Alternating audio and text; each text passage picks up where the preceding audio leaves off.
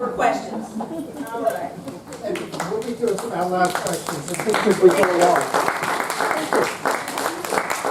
It's been a while since I have spoken in something other than a pulpit, so it's nice to be able to talk about politics and not have to invoke the freedom of the pulpit.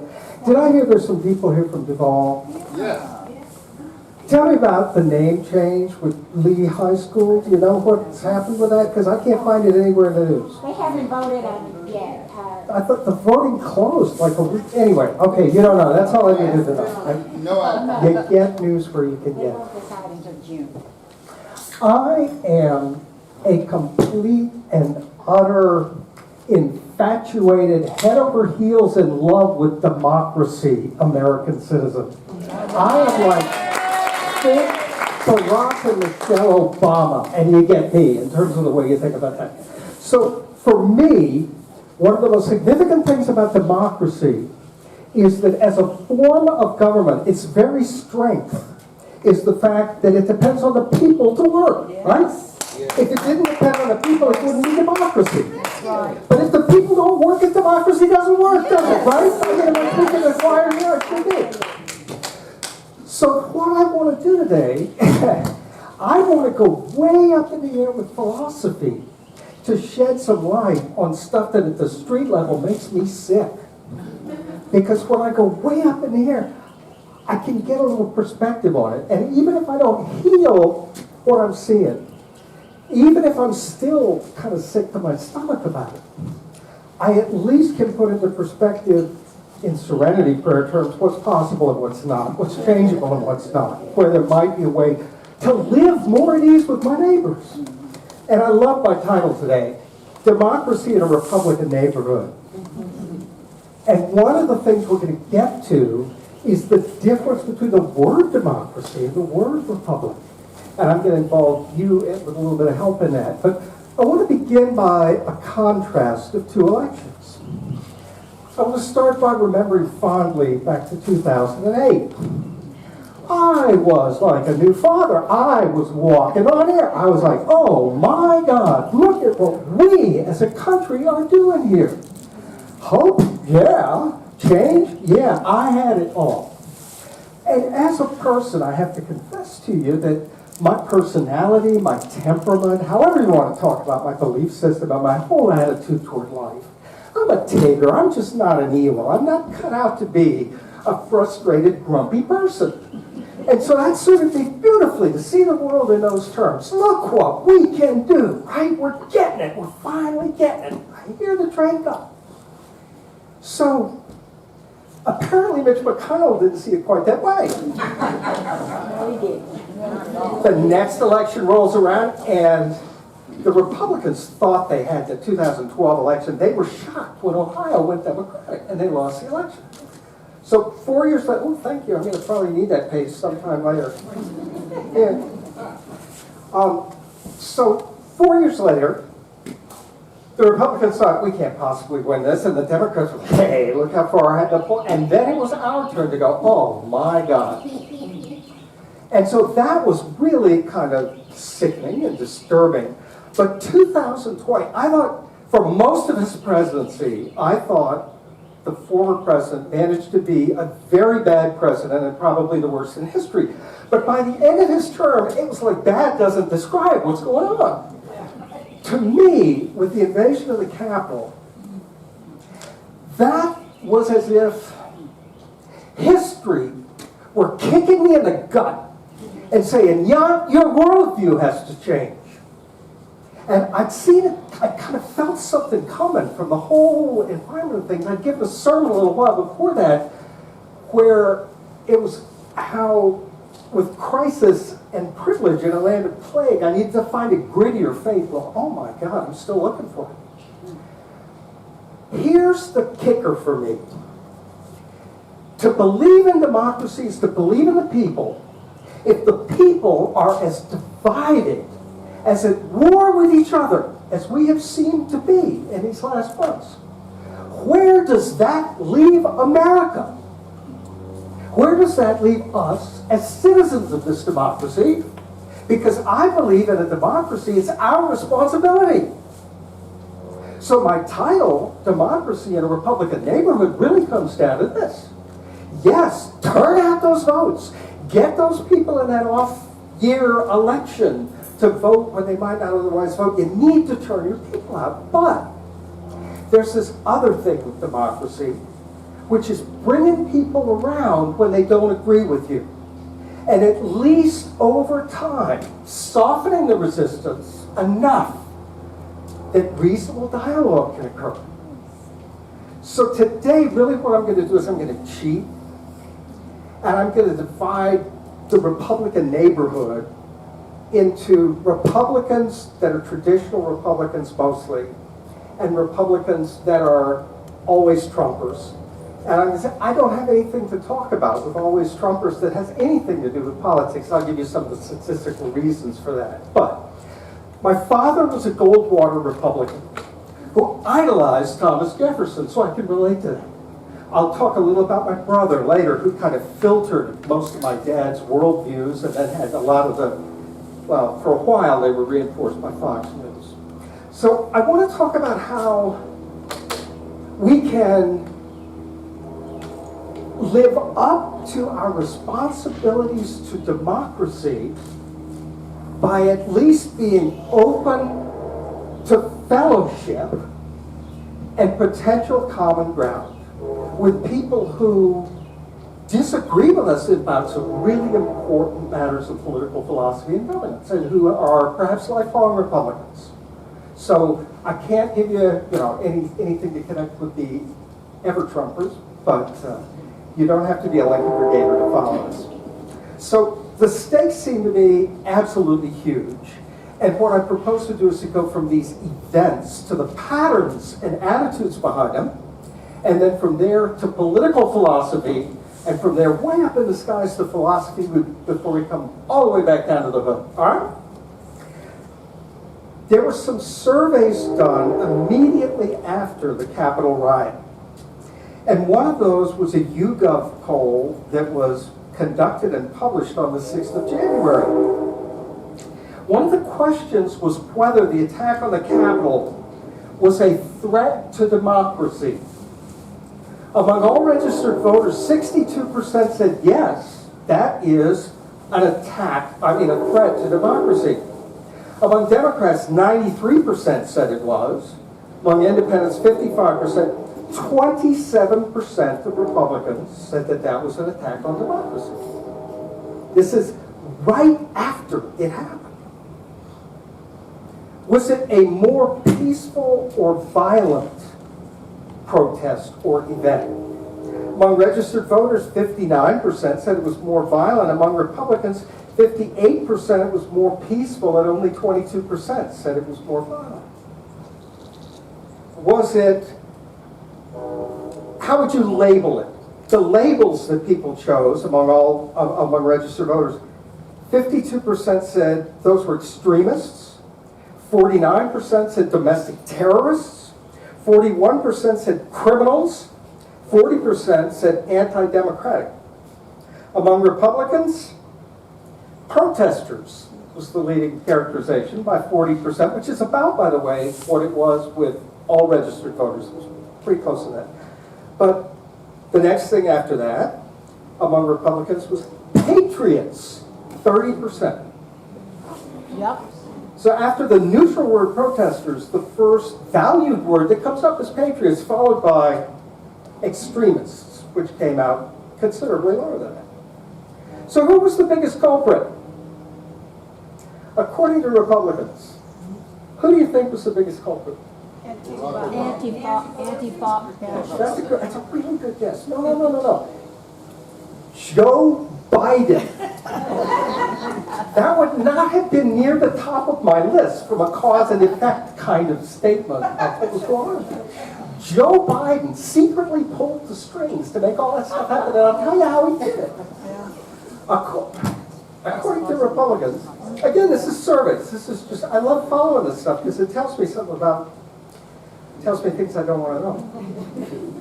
On April 5th, there was a Reuters Ipsos poll where registered voters, 61% said that Trump was at least partly to blame for the Capitol riot invasion. Among Republicans, 28% said he was at least partly to blame. We're not talking impeachment. We're not talking primary responsibility. We're not talking naughty-naughty. We're talking at least partly, 28%. 55% of the Republicans in that poll said that the Capitol invasion was started by violent left-wing protesters to try to make Trump look bad. A majority of Republicans in that poll. Now, I heard some stray things reported from Fox News that my brother dropped a dumb comment. I go, well, okay, you know, if you kind of think, but this was April, this survey. January 6th, it's like, well, okay, you're going to, but April, okay? Another tiny factoid. 60% of Republicans in that April 5th survey said that the election was stolen from Donald Trump as a result of widespread ballot fraud. And 80% wanting to run again. Bye-bye, Liz Cheney. 60%, this is April, 60%. Now, I know that Trump appeals demographically to less educated voters, but that's just weird to me. To be that far away from any sense of what's real. I can explain it, but in order to explain it, I have to go into psychology, not logic. The psychological logic is that people want to believe what they want to believe, and cognitive dissonance is a phenomenon where you have two things in your mind at once and they don't agree, and you've got to get rid of one of them or else you're going to go crazy. I'll get rid of the facts before I get rid of what I want to believe about certain things. Okay? I do it all the time. No, that's not the real price. I'm going to buy you. So that's the only way I can explain that, is that there's a psychological drive of some sort that makes people who I think otherwise are perfectly capable of a reasonable amount of intelligence. And it makes them just believe bizarre things about the world they live in and the history we're going through. So, what that exemplifies is how polarized we are as a society, culturally and politically. There are two books that I've found really wonderful in my own reflections on our polarization. I've got a bunch of books for people to play with today because I thought we'd have a break in the middle. But one of the books is Francis Fukuyama's book, Identity, the Demand for Dignity and the Politics of Resentment. And he is a sometimes conservative-leaning, brilliant scholar who does this more abstract, intellectual, scholarly, academic stuff, but he's real good. The other one, who's in here somewhere, is Ezra Klein, whose book, Why We're Polarized, is real good, real readable. It's like, for people who like reading chapter books, it's just like breezy, but it's fun. It's interesting. So I want to bring some things out of what I gleaned from that reading. In 1976, only 54% of people surveyed said that Republicans as a party are more conservative than Democrats. And say that again, in 1976, when Carter ran against Ford, 54% of the people surveyed said Republicans are more conservative than Democrats. Isn't that interesting? That is 12 years after Barry Goldwater ran. Between 1972 and 1980, when you look at how people voted in the House of Representatives election and how they voted in the presidential election, the correlation of that was 0.54 on a scale of 100, a scale of 1.0. In 2018, whereas in the 70s it had been 0.54, by 2018 it was 0.97. Almost nobody who votes Democrat in one votes Republican in the other. Another little factoid, in 1960, this kind of brings it down home, right? Some of you have kids. When they ask the question, would you be upset if your son or daughter married someone of the other political party? When I asked that in 1960, the answer is I don't remember which party, but one it was 4% and one it was 5%. Now, the majority of Democrats and the majority of Republicans would be upset if their son or daughter married someone from the other party. Whoa. As a matter of fact, among Democrats, there was no choice on the list of things that would be worse than having your child. That survey was before the Capitol. Okay? And you know what? For Republicans, there was only one thing worse than marrying a Democrat. A transgender person.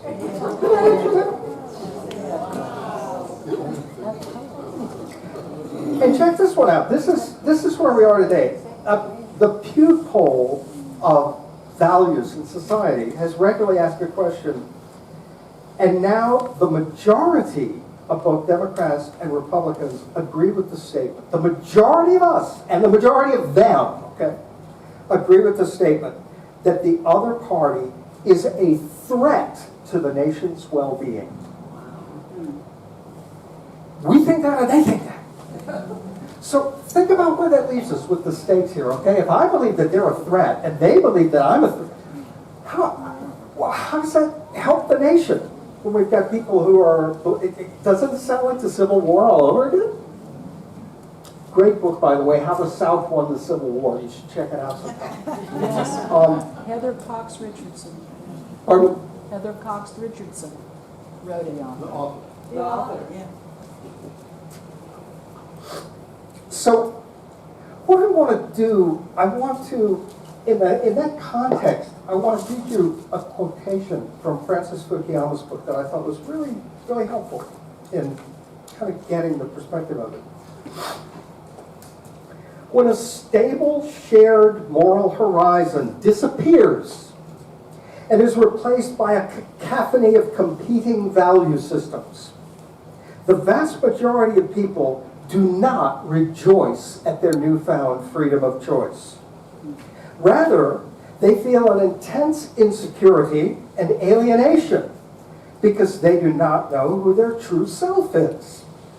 This crisis of identity leads in the opposite direction from expressive individualism to the search for a common identity that will rebind the individuals to a social group and reestablish a clear moral horizon.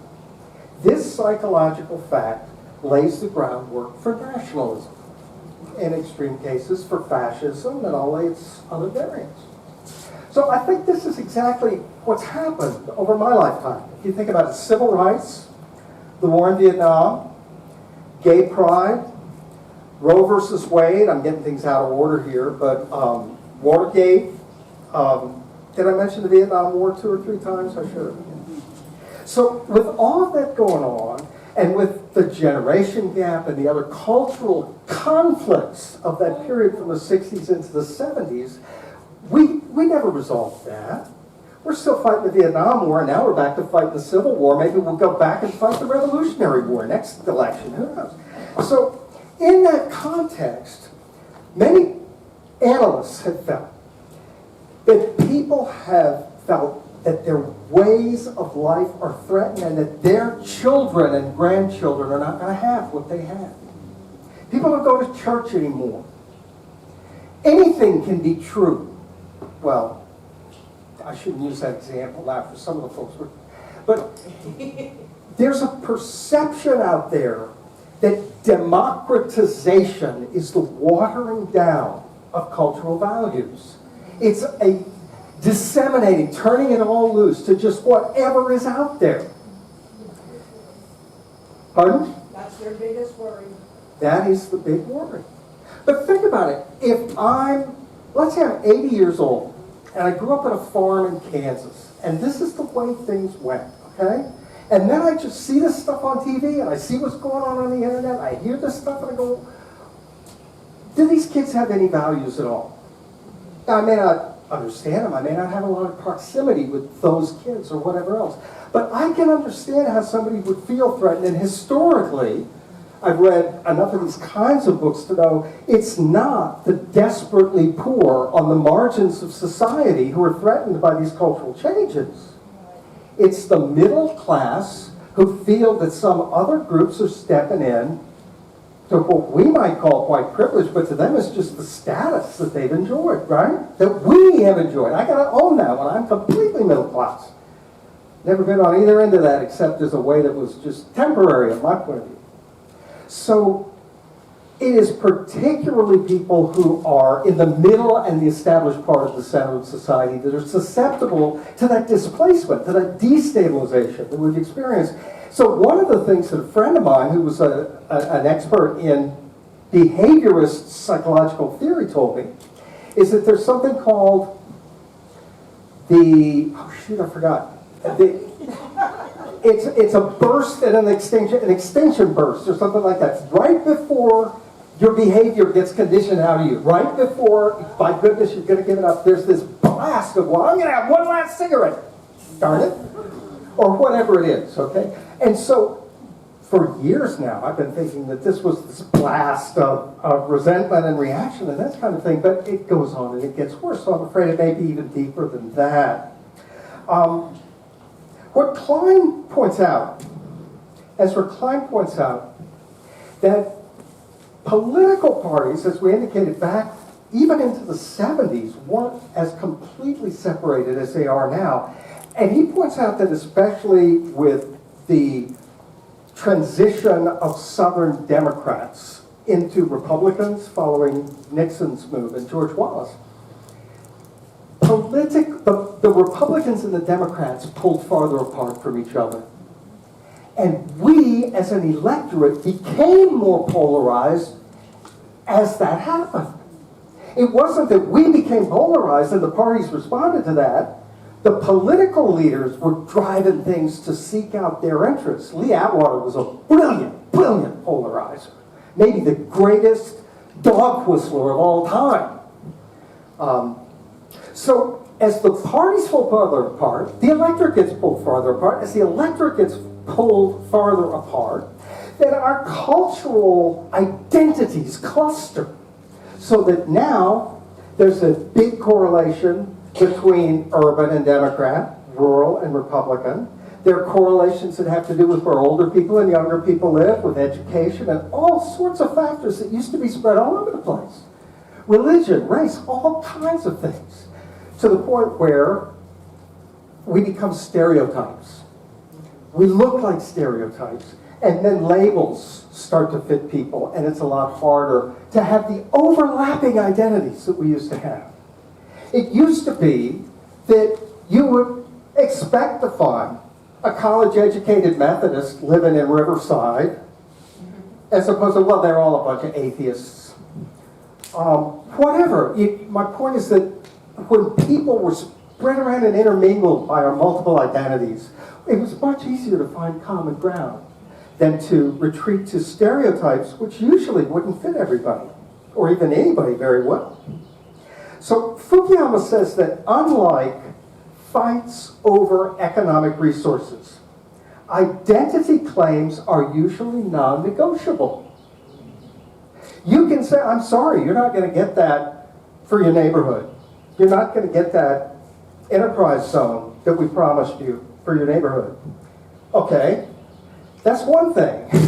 It's a very different thing if you tell a woman, well, we're giving you a lower salary because you're a woman. And that's the way it's done. I mean, it's just a market analysis. It's just a fact. Why? Because the woman will feel like, you don't value me. If you valued me, you would pay me. So equal pay is not a policy. Equal pay is, do you respect me? Right? That's identity. So one of the things that's puzzled a lot of left-leaning people over the years is why so many people whose personal interests would be well advanced by Democrats being voted into power will vote for Republicans. Why do people vote against their self-interest so often? And I think that these recent polarizations have made especially clear that people are more interested in who they are than what they have. And that includes some of the people who are strong supporters of President Trump, who believe that we have to keep this a Christian country, and we have to keep it a country that's founded on European values. Sure, you can come in, but you better speak English if you want to live in my country. And don't go watering down those college courses by throwing in women poets and stuff. You mean home girls and hand grenades. That's not a real book. Whoops, excuse me. It is a real book, in case you were wondering. It's on the cemetery.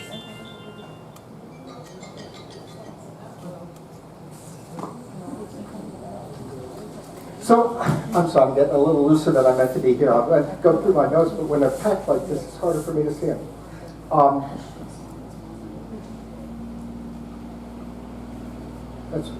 That is page next. Okay. So what I want to do, I want to get to a transition that goes beyond the political divisions. It gets to some substance in there. And in order to do that, I want to go back to Fukuyama and read another brief quotation from him. Oh, that's the one I just read.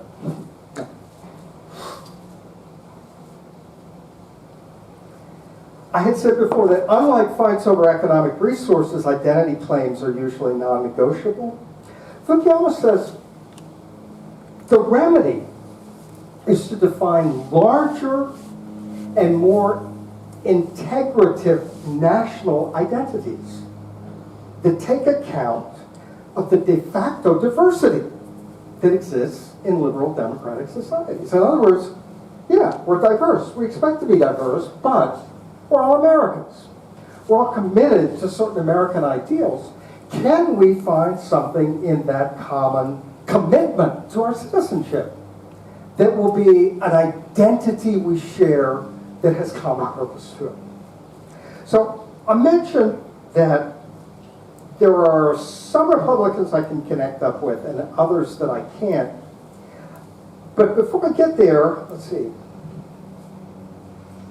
Okay, yeah, that's what I want to do. There was a poll that came out in January, an Ipsos poll, and I think it was about a week after the Capitol attack, and they asked people to self-identify as liberals or progressives, moderate Democrats, independents, traditional Republicans, or Trump supporters. Oh, Between traditional Republicans and Trump supporters, who do you think there were more? Trump. No. No, among Republicans, 60% identify, given that choice, as traditional Republicans, and about a third identified as Trump supporters. What does that mean? It means there are almost twice as many Republicans who would first say traditional Republican than there are who would first say Trump supporter. To me, that's a silver lining in all this, right? So consider the legacies and the principles of a conservative. The late Charles Krauthammer was someone who I respected a great deal intellectually and for his views, as much as I disagreed with them. Another Washington Post editorialist, Michael Gerson, brings a kind of a compassionate touch to his conservative approach. And the one that I kind of read the most of is George Will. And George Will, there was a comedian, I think his name was Stephen Wright, like back in the 90s or something, who never had any expression. It's like this comedian who's completely deadpan. George Will writes like that. You know? He's not snarky like William F. Buckley. But I hate snarky people on any end of the spectrum. But he just articulates in a way that he thinks has excellence to it, what he thinks. So one of the things that I've done in following him and reading through those things and trying to keep a memory back on my deceased father and his political views, I noticed my book has a chapter in it called The State of the Soul, which goes back to Plato's Republic, where Plato compared the parts of a society to the parts of a person's psyche. George Will did the same thing. He has a book called Statecraft as Soulcraft. Oh, well, I got to read that. I mean, I'm writing the same.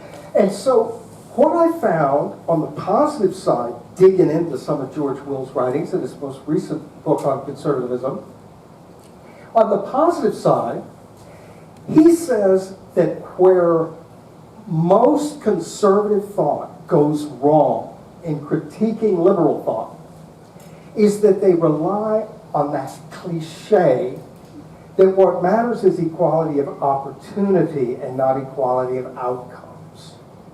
So for instance, I'd say, well, you know, the reason that so many black people are getting shot by police isn't because the police treat them differently. Everybody gets treated the same. They just behave differently when they're pulled over for some reason, or you know, whatever's going on. So in other words, you can't just say that the outcomes are just, oh, there's no problem with the input, it's only the output. Will recognizes that the concept of equal opportunity is really hard and that we're not there. And I think any conservative who will admit that opportunities are not equal is somebody I could talk to, right? Because then, to anticipate where I'm going to go later in the talk, we can say, so what can we do for the people who are on the wrong side of equal right now? What can we do to make it a little more like we want it to be? And then that's a conversation I can have. On the neutral side, he does something that I found very eye-opening. Because, you know, I have to confess, as an adult, I never really spent a lot of time with the Federalist Papers. Now, you guys, you probably have a bedside, because you're all like these active political people. I hadn't read the Federalist Papers since I was in junior high school. So I'm thinking, you know, democracy, republic, is, you know, it's America. It's our system of government. Do you have a sense of what the difference is between democracy and republic if you were drawing up forms of government? If you were a new society, you were saying, do we want to be a democracy or a republic? Well, what's the difference? Anybody? Well, democracy in its purest form, every single person has to have input on every single decision that gets made. But when you have a republic, you basically, the masses participate by electing people who they're going to trust to basically, hey, go figure that out and do the best thing. Okay, so what you're contrasting the republic with is direct democracy, which I could do with a certain class of males in Athens, right? Yeah.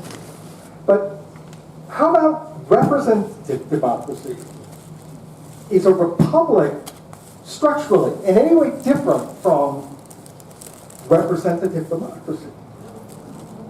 See, that's kind of how I thought, but it turns out there are differences. And one really good clue to that is the Electoral College. Where do we have that?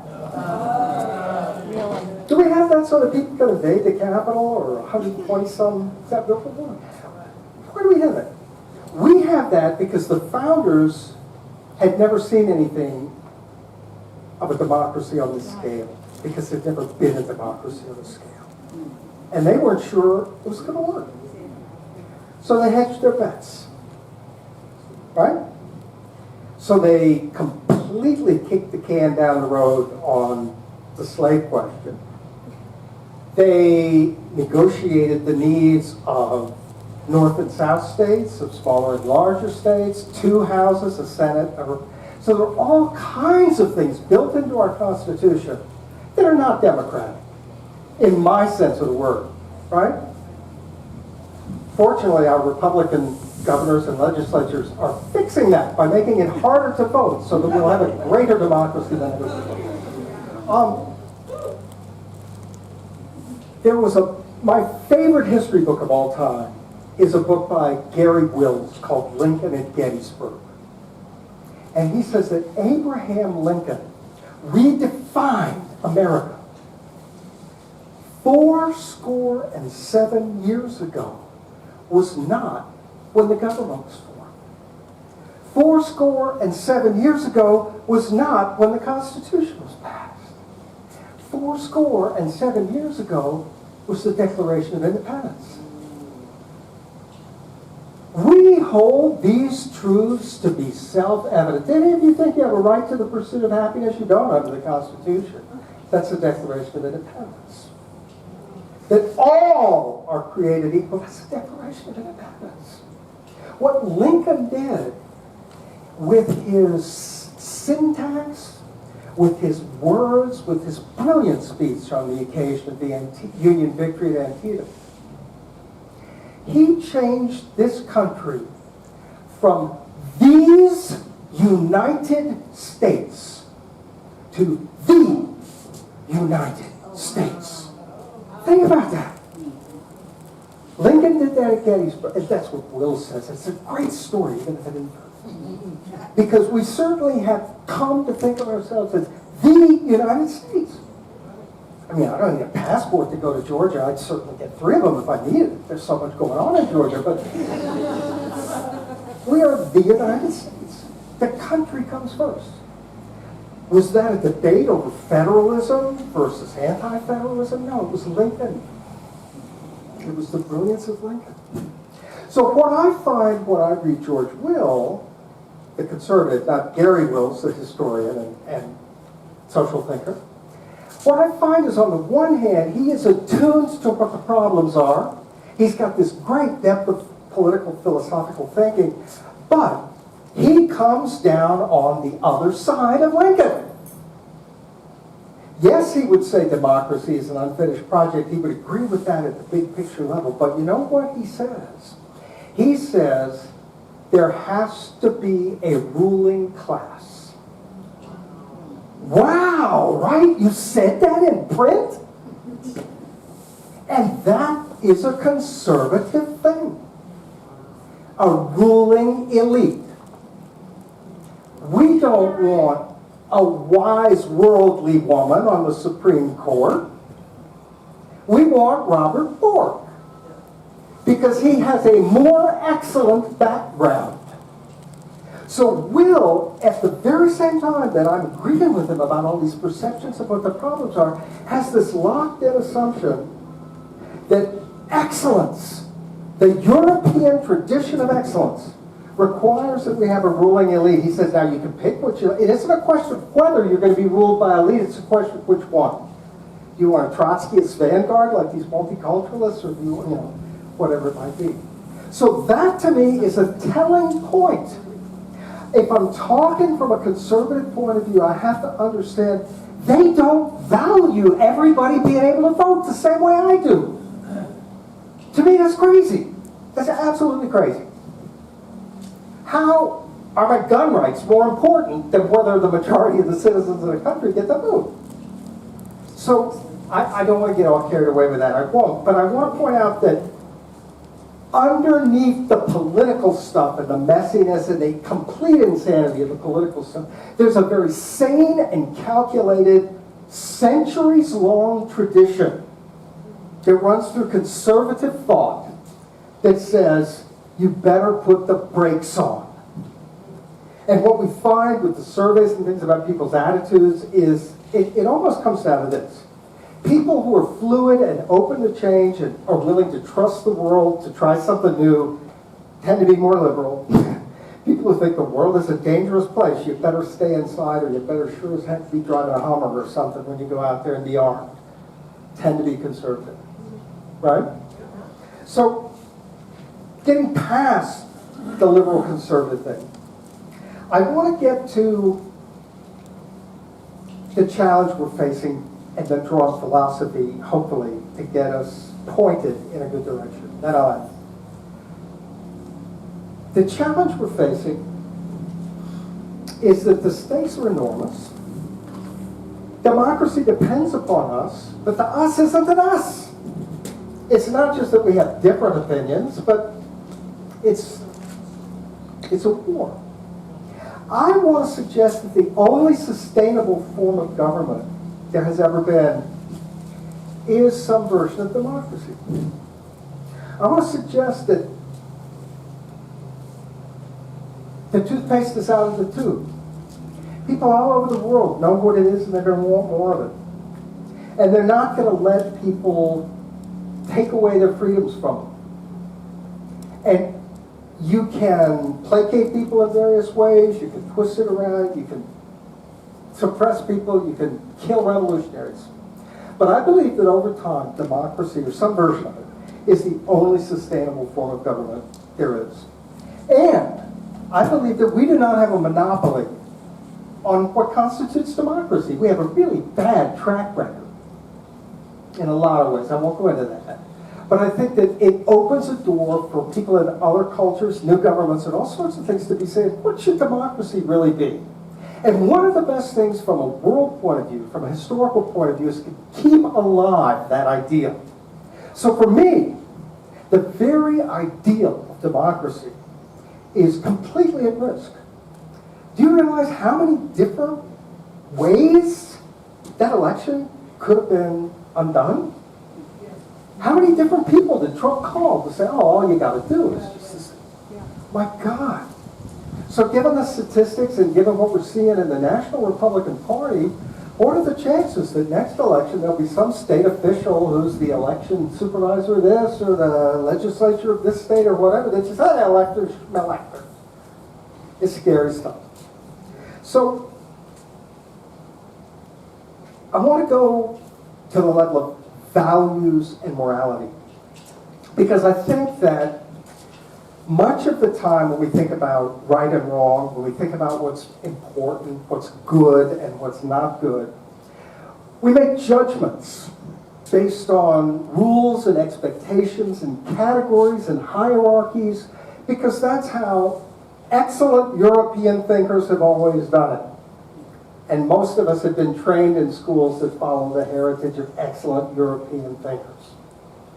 To me, the most important moral philosophy of the last 50 years came from a moral psychologist at Harvard University named Carol Gilligan.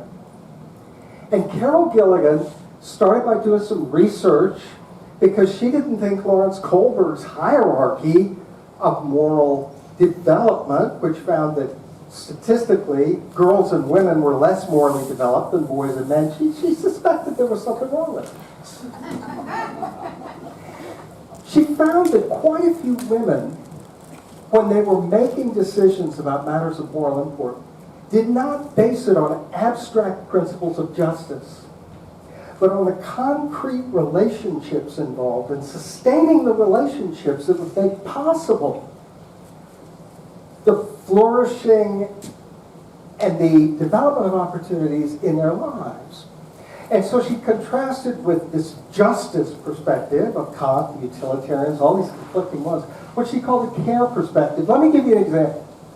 Imagine Michelle Obama is at home and she's got her lawyer hat on. And I don't know how far apart Malia and Sasha were, but imagine that the young one is like, ooh, I want to play with that. Grabs the toy. Okay, give it back, it's mine. So, Michelle Obama says, it's a good thing I'm a lawyer because I understand property rights. I know to whom this toy belongs and under what circumstances it would be reasonable to override those rights because of some greater good. That ain't what you do, right? So she takes off her lawyer hat, she puts on her mama hat, come on, you can get her, let your sister, she's a lot younger, don't worry about it, you'll have it back in 3 minutes. That latter perspective looks at the context instead of the rules, right?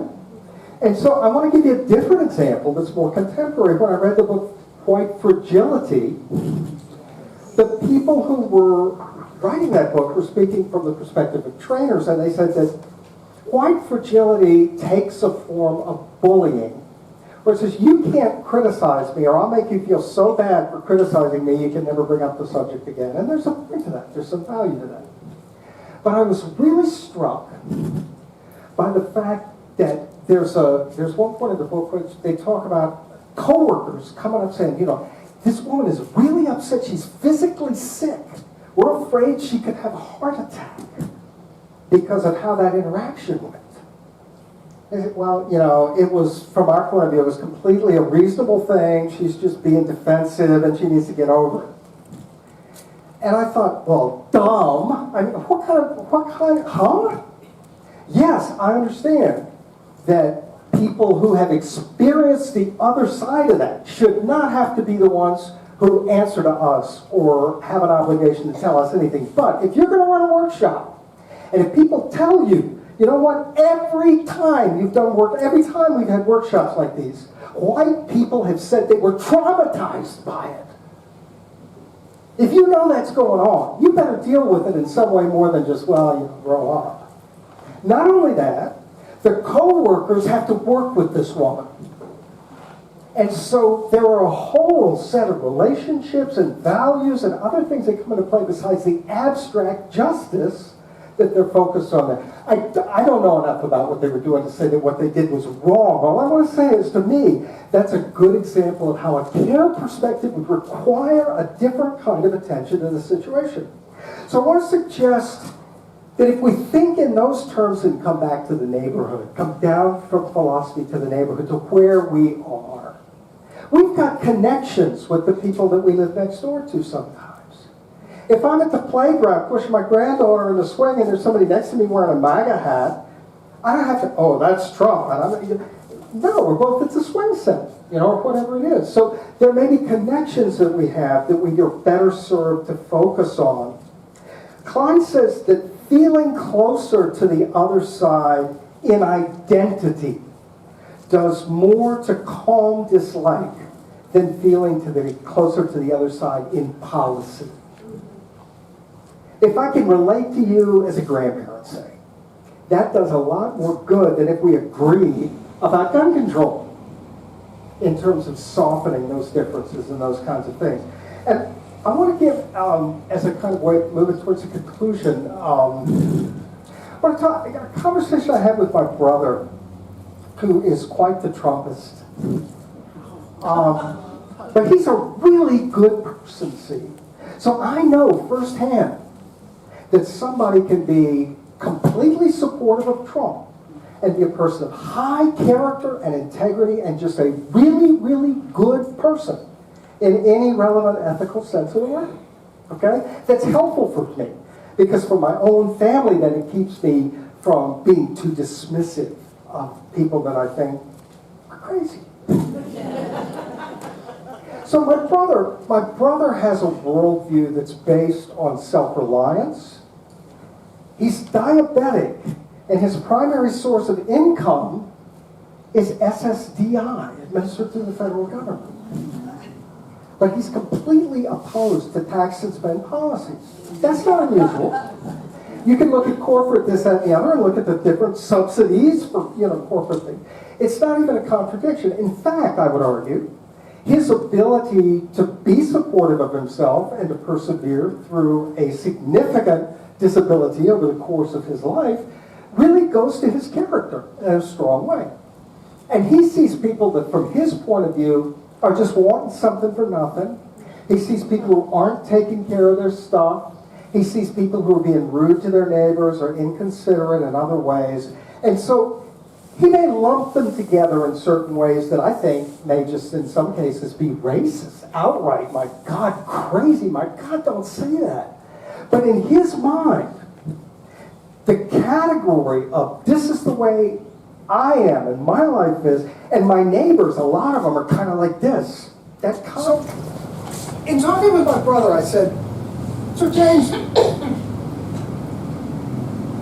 what would it be like if some of your neighbors embodied values that were more like yours? What would that be like? Well, they would this and they would that. Oh, okay, and then I wouldn't have to. And I wonder, not knowing your neighbors, I wonder if there are any sorts of things that anybody could do or that could happen along the way that might help some of your neighbors be able to be more that way. So now think, equal opportunity. We could fight over that. Dylan's wedding vow. Equal versus opportunity. So Michelle Obama's first lady is like, well, people can't get too upset if I'm trying to improve children's health. People can't get too upset if I'm trying to help children advance their education. My God, how divisive is that? Opportunity. If I start with what our children need, and if I start by noting that there are some places where our children aren't getting a whole lot of what they need sometimes. I could start by looking at things like the availability of childcare, transportation, preschool this, after school that. There are all kinds of things that I could look at in the way of opportunity, right? Without having to lay down the gauntlet for equality. I could, in a more folksy, gentle, kind of open-ended way, start talking about how we might go in a direction that some conservative might say, oh, you're talking about enterprise zones. And Barack Obama might say, oh, you're talking about reparations, only we're going to do it at a zip code level. Right? Where are the opportunities most blocked? Where is something else most needed for somebody to be able to embody the citizenship, to engage in American dream the way many of us have wanted to and some of us have been able to. So I want to suggest in closing that if our eyes are there, if we're open to our neighbors as ones who may disagree with us profoundly about other things, but who face all of life's inevitabilities as we do, people who have, in most cases, values that are to be respected, and according to some of us, that command respect for their intrinsic dignity, then how can we think forward to a way of engaging these values that builds to the greater America, as opposed to tearing us apart by reinforcing those divisions? Certainly, we don't want to make it worse. I know enough being on the receiving end of therapy to know how resistance works. When you activate somebody's resistance, then you make it every symptom they ever had going to be worse than it was before you activated them. So maybe if you want a simple equation for it, there's one person that I thought did a brilliant job, at least for a while, of modeling how those kinds of conversations might sound. So I would say if you just want one trick to take away, it would be WWEWD question mark. Are you familiar with what would Jesus do? What would Elizabeth Warren do? Because she knows that, and she does that, and she lives that. So to me, she's the model of somebody who can pull it off. So I'm sorry I've rambled, but I want to take whatever time it takes for your questions. We're going to have a break, and then we're going to do a little different workshop type thing.